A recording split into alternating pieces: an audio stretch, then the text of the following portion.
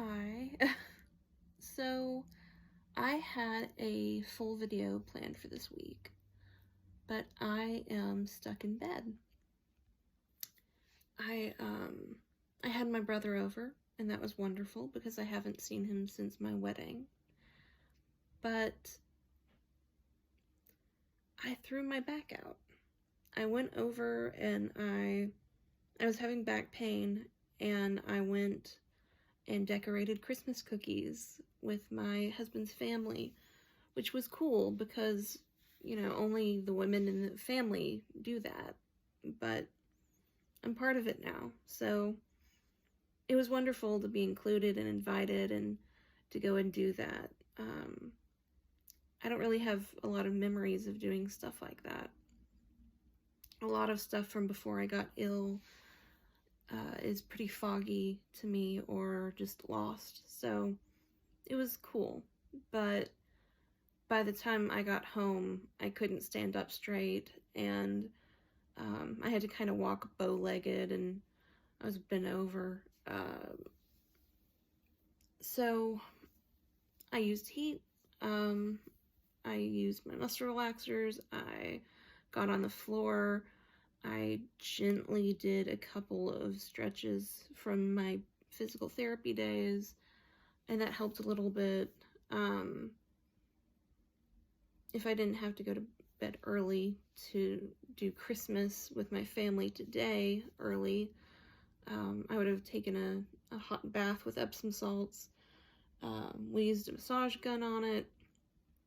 I just threw everything at it, and I am not doing so hot. I was able to make it to family Christmas, which was important. My grandfather isn't doing so well, and I'm worried about him, and I wanted to see him. So I'm glad I was able to go, but I am right back in bed. And I'm frustrated because I've been working on the script for the video. A lot of the videos I don't need a script because I know this stuff, but this one was going to be complicated enough and with enough statistics, and I didn't want to misspeak, so I've been working on the script for a month on and off, and I was excited to get it out before the end of the year, before Christmas, and I don't think it's gonna happen, guys. So this is the way it goes though with chronic illness, it isn't linear. Even when your illness is getting worse, it doesn't just get worse and worse and worse. You do have your good days. And when you're getting better, it's not a straight arrow either. In fact, in about a quarter of cases, when people look back and they try to figure out the determining factor that caused a flare-up in their chronic illness, whether it is something with chronic pain or something like high blood pressure or diabetes, they can't figure out what caused that episode in a quarter of cases. So I know that, and that helps because I have no idea what set this off. But it is also a little bit creepy because I don't know of anything I did that caused it, and I am in a significant amount of pain. And well, if I'm in a certain specific position, I'm okay. But as soon as I move, it's like a jolt of lightning in my back. So, as long as I don't do anything, I can find a way to be comfortable most of the time. But God forbid I decide that I need to move a little bit. So I have travel in 2 days. I will be in the car for 6 hours, and I'm just trying to rest up and not aggravate it so that I'm able to go.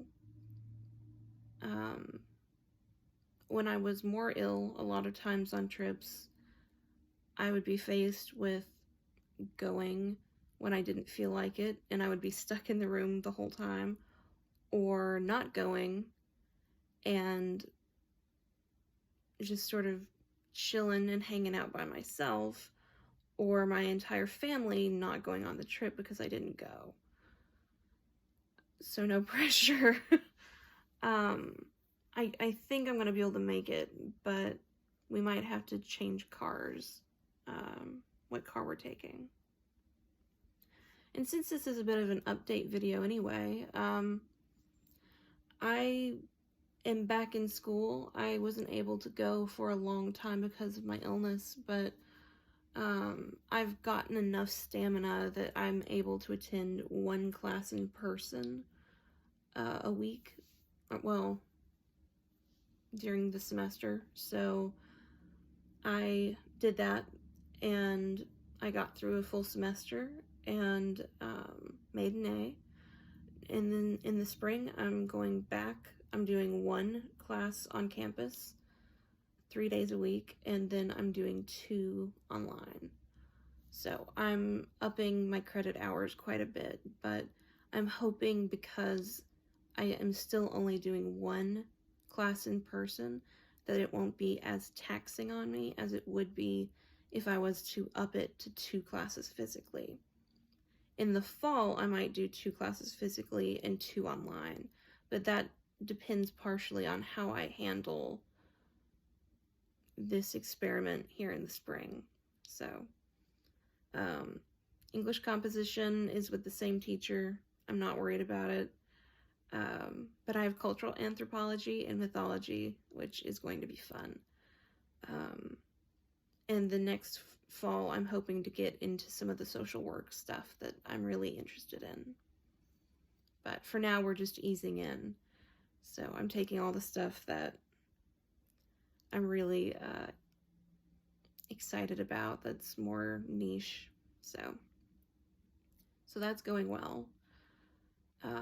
I'm taking on more duties at work. I'm doing some peer counseling, and I'm enjoying it a lot. I find it really wonderful to help validate people in what they're going through, because so many people feel really isolated with chronic pain, but so many people have it, and their experiences, we might have vastly different diagnoses, but our experiences in some ways are very similar. So being able to use the knowledge I've picked up over 20 years, and really being into psychology and therapy, cognitive behavioral therapy in particular, and passing on some of those tips and tricks has been good for me too, to be able to know that I'm helping a little bit. So things are going well. It's just, I have some bumps in the road, and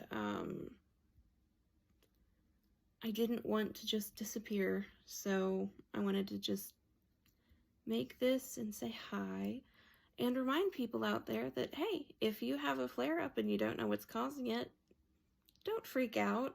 It happens. Up to, a quarter of the time. So it's not you. It's not necessarily indicative that things are getting worse. It's just something that happens. It's part of the way that chronic conditions work. It's a quirk. So I hope that you are having a good holiday season, that you're in the least pain possible, that you have the highest quality of life possible, and that you have a great day. Stay curious, because you never know what you'll learn next. Bye.